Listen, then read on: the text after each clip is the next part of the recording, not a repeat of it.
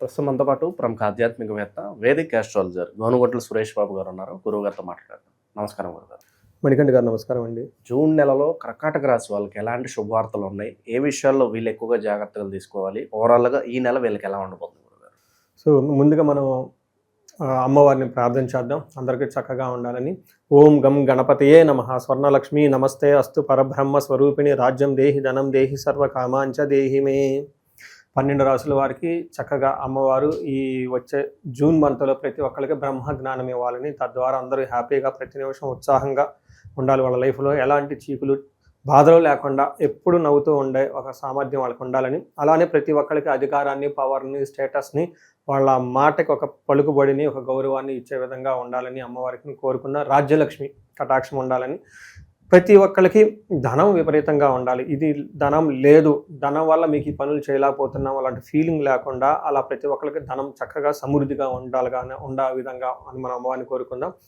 ముఖ్యంగా నాకు బాగా నచ్చింది ఏంటంటే సర్వకామాంచ.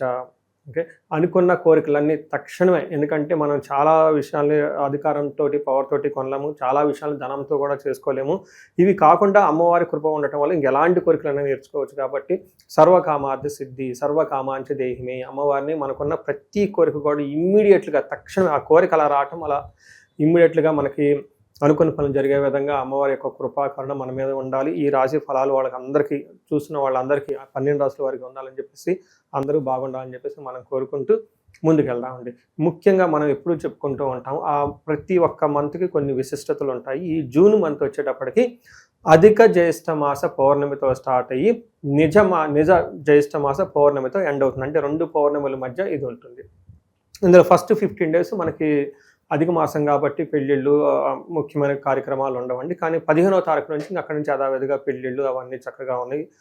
ఈ 15 days కూడా అందరూ ఈ షాపింగ్లు అవి ఇవి చేస్తూ బిజీగానే ఉంటారు. కాబట్టి టోటల్గా ఒక మంత్లీ అనేది సెలబ్రేటెడ్ మంత్ అని మనం అనుకోవాలి. తర్వాత ఇందులో ఆధ్యాత్మికంగా మనం చూసుకుంటే ఇందులో ఈ మంత్లో 2 శని త్రయోదశులు ఉన్నాయండి. ఇది చాలా రేర్గా వస్తుంది. ఒకనొక టైంలో 5 మాసాల వరకు, 6 మాసాల వరకు, లాస్ట్ ఇయర్ అనుకుంటా 5 months వరకు శని త్రయోదశ రాలేదు. సో ఈసారి పర్టికులర్గా శనికి సంబంధించిన రాసులు ఎవరైనా బాధలు పడుతూ ఉన్నారో వాళ్ళకి 2 శని త్రయోదశులు ఉన్నాయి కాబట్టి చక్కగా సద్వినియోగం చేసుకోవాలి. వీటితో పాటుగా ఏరువాక పున్నమి అని ఉంటుందండి. అది చాలా విలేజెస్లో ఇంకా బాగా సెలబ్రేట్ చేస్తారు. ఎద్దులకి చక్కగా కొమ్ములకి రంగులు వేసేసి, గంటలు కట్టి, ములికర్ర పట్టుకొని, ఒక తప్పట్లో పెట్టుకొని, అవన్నీ ఏమంటారు భజనచీలు పెట్టుకొని గుడి చుట్టూ తిరిగేసి అక్కడి నుంచి వెళ్ళిపోయేసి అరకలు దున్నుతూ ఉంటారు పొలాల్లో. ఈ ఏరువాక పున్నమి ఈ విలేజెస్లో ఇప్పటికీ చాలా చక్కగా బ్రహ్మాండంగా చేస్తుంటారు. అది అందరూ మర్చిపోకుండా సెలబ్రేటెడ్ లాగా చేస్తూ ఉంటారు. అందరూ చేసుకోవాలని చెప్పేసి అది మనం కోరుకుందామండి. ఇలా అన్ని విశిష్టతలు కలిగిన ఈ జూన్ మంత్లో 12 రాసుల వారికి ఎలా ఉందో మనం చూద్దాం. జ్యోతిష శాస్త్రం ప్రకారంగా ఇంకొక ముఖ్యమైన విషయం ఏంటంటే ఇందులో 5 గ్రహాలు మారుతూ ఉన్నాయండి. గురువు మారుతున్నారు జూన్ 2న, తర్వాత గురువుతో మాటు జూన్ 8న వచ్చేటప్పటికి శుక్రుడు మారుతున్నారు, 21వ తారీఖున జూన్ మారుతున్నారు, 15వ తారీఖు సూర్యుడు మారుతూ ఉన్నారు. 2 రోజుల ముందే అంటే 29కి వచ్చేటప్పటికి బుధుడు కూడా మారుతూ ఉన్నారు. అంటే టోటల్గా 5 గ్రహాల యొక్క ఇంపాక్ట్ ఈ మంత్లో వీళ్ళకి ఎలా ఉందో మనం తెలుసుకునే ప్రయత్నం మనం చేద్దాం 12 రాసుల వారికి. ముందు మనం ఓవరాల్గా చూసుకుంటే ఇది కొంచెం ఛాలెంజింగ్తో ఉండే మాసం అండి. కొంచెం గ్రహాలు అనుకూలంగా లేవు.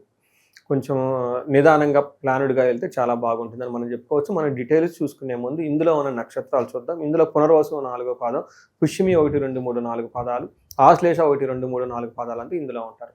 పేరు బలం మీదుగా చూసుకుంటే వీళ్ళకి హీ, హూ, హే, హో, డాడీ, డూ, డే, డో అన్న లెటర్స్ అంతా వీళ్ళకి ఇందులో ఉంటుంది. మనం ముందుగా చెప్పుకున్న గ్రహాల ప్రకారం చూస్తే వీళ్ళకి లఘు గోచారం, సూక్ష్మ గోచారం ప్రకారం కొంచెం వీళ్ళకి ఇబ్బంది పడే పరిస్థితులు అయితే ఉన్నాయి. అందులో ముఖ్యంగా సూర్యుడు 12వ స్థానంలో ఉండటంతో విపరీతంగా ధనం ఖర్చు అవుతుంది, లేదా జాబులలో విషయంలో చాలా ప్రెషర్ వస్తుంది. కొంతమందికి జాబులు పోయే అవకాశం కూడా ఉంటుంది. 10వ స్థానంలో వీళ్ళకి కుజుడు ఉండటం వల్ల సూచ్యం అంటే ఏమంటారు ప్రొఫెషనల్ మ్యాటర్స్లో కొంచెం దుఃఖపూరితంగా ఉంటుంది, బాగా టఫ్గా ఉండే అవకాశం ఉంటుంది. 12వ స్థానంలో బుధుడు ఉండటంతో పరాభవం, అవమానాలకు గురయ్యే అవకాశం ఉంటుంది. వీటన్నిటికంటే కూడా ముఖ్యంగా శుక్రుడు 1st హౌస్లో ఉండటంతో ఎంజాయ్మెంట్ విషయాల్లో చక్కగా లగ్జరీ కంఫర్ట్ విషయంలో బాగుంటుందని మనం చెప్పుకోవచ్చు. ఇది ఈ యొక్క గ్రహాల స్థితిని బట్టి మనం చూసామండి. ఇందులో మనం ఇన్ డీటెయిల్ చూస్తే సూర్యుడు వీళ్ళకి 12వ స్థానంలో ఉండటం వల్ల ఏమవుతుంది, మనకేం చెప్తారు, స్వస్థాన నాశనం చేయవ బంధు రోగ ధనవేహ ప్రాణ పర్యంత మా పట్టిం అవమానం అని చెప్తారు సంస్కృతంలో శ్లోకంలో. దీనికి ఏం చెప్తారు, స్వస్థాన నాశనం చేయవ అంటే వాళ్ళకి ఇప్పటిదాకా ఏదైతే పొజిషన్ ఉంటుందో ఆ పొజిషన్ కోల్పోతారో మనం చెప్పుకోవచ్చు. రెండవది బంధుమిత్ర, ఓకే, బంధు రోగ ధనవేము, బంధువులకి తో వీళ్ళకి ప్రాబ్లం వస్తుంది, లేకంటే వాళ్ళకి ఏదైనా హెల్త్ కాంప్లికేషన్స్ వస్తుంది, ధనం కోల్పోతారు, ధనం ఖర్చు అవుతుంది. టోటల్గా హాస్పిటలైజేషన్స్ వల్ల వీళ్ళ బంధువులకో ప్రాబ్లం వచ్చి ధనం ఖర్చు అవుతుందని మనం చెప్పుకోవచ్చు. ప్రాణ పర్యంతం మా పత్యం, అపత్తులు వస్తాయి అంటే వీళ్ళకి ఇబ్బందులు వచ్చాయి, ఎలా అంటే ప్రాణం పోయే అంత విధంగా ఉంటుందని చెప్పుకోవచ్చు. వీటితో పాటు అవమానం జరుగుతుంది. అంటే బేసికల్గా ఎక్కువగా నేను నా సర్కిల్ చేస్తుంది క్లయింట్స్కి అంతా నా ప్రాక్టికల్ అబ్జర్వేషన్ చూసుకుంటే ఈ టైంలో 12వ స్థానంలో సూర్యుడు ఉన్న, ఈవెన్ ఫస్ట్ హౌస్ జన్మరాశిలో సూర్యుడు ఉన్న వీళ్ళకి జాబులో విపరీతంగా ప్రెషర్ వచ్చేసి విపరీతంగా అవమానాలకు గురవుతారు. అయితే వాళ్ళు ఇండివిజువల్ జాతకంలో సరిగా కూడా లేకపోతే, గ్రహస్థితి అనుకూలంగా లేకపోతే కొంతమందికి వితౌట్ ఇంటిమేషన్ జాబులు కూడా పోయే అవకాశం ఉంటుంది. అప్పుడు చూడండి, ఒకసారి జాబ్ పోతే అంత అవమానంగా ఫీల్ అయిపోతారు, అంతే కదండి. అవమానం, ప్రాణం పోయే అంత బాధ వస్తుంది. ఈఎంఐలు అయిపోతాయి, అదేమవుతుంది, ఇదేంటి, నేను ఎంత పనికిరాండి వాడినా, ఎంత అవమానం, ఇది ఎలా జరిగింది, అంతే కదండి. టాలెంట్ లేకపోతేనే కదా బయట కామన్గా ఎలా ఉంటుంది. మొన్న ఒక ఆయన ఇలానే ఈ ప్రెస్ వాళ్ళు, అందులో కొంచెం జర్నలిజంలో ఉన్న ఒక సీనియర్ ఒక ఆయన ఏదో మాట్లాడిగేసి, జాబులు ఎందుకు పోతాయి అంటే టాలెంట్ లేకపోతే జాబులు పోతాయి అంటే, ఆయన పాపం ఆ జర్నలిస్టం ఫీల్డ్లో ఉన్నాడు కాబట్టి ఐటీ గురించి అవగాహన లేదు ఆయనకి. నేను చెప్పడానికి ట్రై చేశాను, ఒకసారి హోల్ ప్రాజెక్ట్ అయిపోతే టాలెంట్కి సంబంధం ఏముండదు, ఇట్స్ బిజినెస్ ఆపర్చునిటీ ఉందా లేదా, అంతే తప్ప టాలెంట్కి ఇండివిజువల్ బట్ ఆయన అర్థం చేసుకోవాలా, వాళ్ళ ఫీల్డ్కి కనెక్షన్ పెట్టి చూసుకుంటూ ఉన్నారనమాట. ఏమవుతుందంటే వితౌట్ ఇంటిమేషన్ టెర్మినేషన్, ఇది ఐటీలో ఎక్కువ జరుగుతుంటుంది. ఆ కార్డు స్వైపింగ్ ఇంకేం పనిచేయదు అనమాట. ఇలా జరిగే అవకాశం ఎక్కువగా ఉంటుంది, జాగ్రత్తగా ఉండాలి. అయితే అందరికీ కాదు, వాళ్ళ వ్యక్తిగత జాతకంలో ఉన్న పరిస్థితిని కూడా మనం గమనిస్తే తెలుసుకోండి. బట్ కామన్గా జరిగేది ఏంటంటే జాబ్లో ప్రెషర్ ఉంటుంది అనేది కామన్. నెక్స్ట్ కుజుడు వీళ్ళకి 10వ స్థానంలో ఉండటం, ఇది కూడా అంత మంచిది కాదు. అగైన్ ఇది కూడా ఉద్యోగంలో విపరీతమైన ప్రెషర్ తీసుకొస్తుంది. అంటే 2 మేజర్ గ్రహాలు ఉద్యోగంలో ప్రెషర్ తీసుకొని రాబోతూ ఉంటుంది. నిత్య క్లేశ సదా వ్యాధి సదా భోజన దుర్బలం సదా సంచార ఉద్యోగం దశమే ధారాసుతే అని చెప్తారు.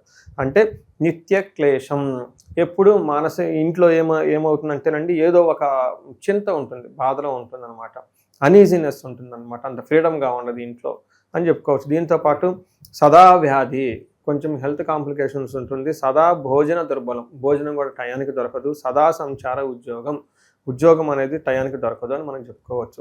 ఇలా ఒక రకంగా చూసుకుంటే వీళ్ళకి సరైన తిండి తినకుండా ఉద్యోగంలో బాగా ప్రెషర్ఫుల్గా ఉండి హెక్టిక్గా తిరుగుతూ హెల్త్ కాంప్లికేషన్స్ వచ్చే అవకాశం ఉంటుంది అని మీరు చెప్పుకోవచ్చు. ఏ ప్రకారంగా చూసుకున్నా ఉద్యోగం కొంచెం జాగ్రత్తగా ఉంచుకోవటం ముఖ్యం వీళ్ళకి. అలానే శుక్రుడు వీళ్ళకి ఫస్ట్ హౌస్లో ఉండటంతో జన్మరాశిలోనే శుక్రుడు ఉండటం చాలా మంచిది అని చెప్తారు. ఏమవుతుంది, అర్ధలాభచ్చ సౌఖ్యం పరస్త్రీ సంగమం తదా యత్న కార్యార్థలాభ స్యాత్ జన్మకే భృగునందన అంటారు. అంటే శుక్రుడు వీళ్ళకి జన్మరాశిలో ఉండటం వల్ల ఏమవుతుంది, యత్న కార్యలాభాశాత్, ఏదైనా ప్రయత్నం కనుక చేస్తే హార్డ్ వర్క్ పెడితే అందులో రిజల్ట్ వస్తుందని చెప్తారు. అంతేకాకుండా అర్ధలాభచ్చ, ఫైనాన్షియల్గా బాగుంటుంది. పరస్త్రీ సంగమం తదా, అంటే వేరే లేడీస్ వాళ్ళతో అసోసియేషన్ రావటం ఇవన్నీ జరిగే అవకాశం ఉంటుంది. ఇన్ కేస్ లేడీస్ అయినా కానీ వాయిస్ వర్స వాళ్ళ జెంట్స్తో కలివిడిగా ఉండే అవకాశం ఎక్కువగా ఉంటుంది. తర్వాత భార్యాభర్తల మధ్య అవగాహన ఉన్న, వేరే స్త్రీలతో భేదాభిప్రాయాలు ఉన్న ఈ టైంలో పోయేసి చక్కగా ఒక కన్స్ట్రక్టివ్ నిర్మాణాత్మకమైన ఆలోచన చేసి మంచి పనులు చేసుకుంటూ ముందుకెళ్ళిపోయే అవకాశం ఉంటుంది ఈ రాశి వాళ్ళకి.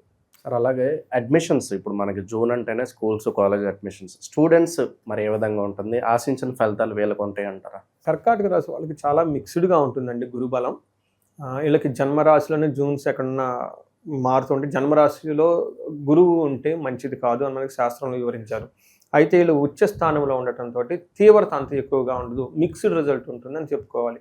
అందుకని గురుబలం పెరగటానికి మేధా దక్షిణామూర్తి హోమం చేసుకోవటం, జపం చేయించుకోవటం, దానాలు ఇవ్వటం, వాళ్ళ ఇండివిజువల్ పేరుతో ఏమన్నా ఇంకా దోషాలు ఉంటే దోషాలకు సంబంధించిన పూజలు అవన్నీ చేస్తూ ఉంటే, ఆ గ్రహాలకు సంబంధించిన ఇంకా ఏమైనా రెమెడీస్ అవి చేసుకుంటే చక్కగా అకాడమిక్స్లో పెర్ఫార్మెన్స్ వస్తుంది.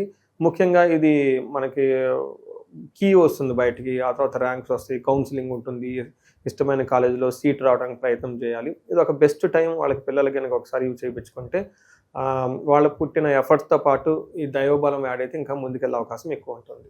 సో ఇందులో పరిహారాలు మనం చెప్పుకుంటే ఒక రీసెర్చ్ లాగా చేస్తున్నానండి. ఎవరికైతే 35 సంవత్సరాల నుంచి 45 సంవత్సరాల మధ్యలో ఉంటారో, కెరియర్లో మంచి ఎడ్యుకేషన్ ఉండి, సక్సెస్ఫుల్ ట్రాక్ రికార్డు ఉండి, చక్కగా ఉండేసి సడన్గా వాళ్ళ లైఫ్లో ఒక క్రైసిస్ లాగా ఉండి, కన్ఫ్యూజన్ ఉండి, ఎటెల్లాలో అర్థం కాకుండా ఒక స్టాగ్నేటెడ్ పీరియడ్గా ఎందుకు ఉంటుంది, అసలు ఎందుకు జరుగుతుంది అనే దాని గురించి నేను రీసెర్చ్ చేస్తున్నాను. చాలామందికి మిడ్ లైఫ్ క్రైసిస్ అంటారు. 40 నుంచి 45 ఈ మధ్యలో చాలామందికి జెంట్స్కి, ఈవెన్ లేడీస్ కూడాను మెనోపాజ్ని, హార్మోనల్ చేంజెస్ అని చెప్తూ ఉంటారు. బట్ మోడర్న్ సైన్స్ అందరితో ఆగిపోతుంది. మిడ్ లైఫ్ క్రైసిస్ అంటారు. బట్ రియల్ లైఫ్లో చూసుకుంటే ఆస్ట్రాలజీలో ఇది డిఫరెంట్గా చెప్తూ ఉంటారు. వాళ్ళకి లైఫ్లో ఏమైనా శాపాలు ఉన్నా, యోగాలు ఉన్నా, గ్రహ దోషాలు ఉన్నా ఆ టైంలో కరెక్ట్గా వాళ్ళకి యాక్టివేట్ అవుతూ ఉంటాయి అనమాట.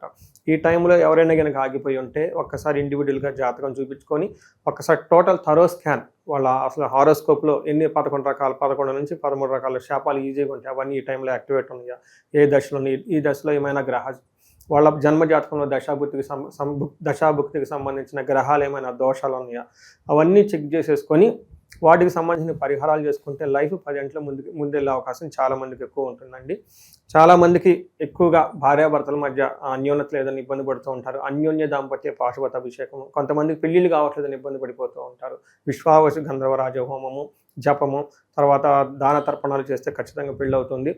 చాలామందికి ఈ టైంలో మాకు మనీ సోర్సెస్ లేదంటే ఇబ్బంది పడిపోతున్నాము అనుకుంటే స్వర్ణలక్ష్మి విశేష హోమం అని ఉంటుందండి. ఇది అప్పటి నుంచో తరతరాలుగా ఉపాసన చేస్తున్న మంత్రము. దీని ద్వారా కనుక వాళ్ళకి చక్కగా సంపూర్ణమైన పూజ చేయాలన్నమాట. 1,00,000 సార్లు జపం చేసి, హోమం చేసి, దానాలు తర్పణాలు అవన్నీ ఇచ్చేస్తే, పాశుపత అభిషేకాలు చేస్తే ఆ యొక్క ధన ప్రవాహం వస్తుంది. మృత్యుంజయ పాశుపత అభిషేకము, సంతాన పాశుపత అభిషేకము, వీటితో పాటు వివాహానికి సంబంధించి శీఘ్రంగా వివాహానికి సంబంధించిన గౌరీ వర పాశుపత అభిషేకము, ఇలా ఎన్నో రకాల మనకి సమాధానాలు, సొల్యూషన్స్, రెమెడీస్ రూపంలో ఉన్నాయండి. ఎవరికైనా కనుక మేము ఆగిపోయాము లైఫ్లో అని అనుకుంటే ఒక్కసారి ఇండివిజువల్గా జాతకం చూపించుకొని అందులో దాని కారణాలు ఏంటో తెలుసుకొని ఆ యొక్క తీవ్రతను బట్టి అనమాట, ఆ యొక్క సమస్య తీవ్రతను బట్టి పరిష్కారాలు చక్కగా చేసుకుంటే లైఫ్ అనేది స్మూత్గా చక్కగా వెళ్తుంది. అందరికీ అమ్మవారు అష్టైశ్వర్యాలు ఇవ్వాలి, భోగభాగ్యాలు ఇవ్వాలి, అందరూ చక్కగా ఉండాలని చెప్పేసి మనం అమ్మవారిని కోరుకుంటూ సెలవు తీసుకున్నాం అండి. నమస్తే.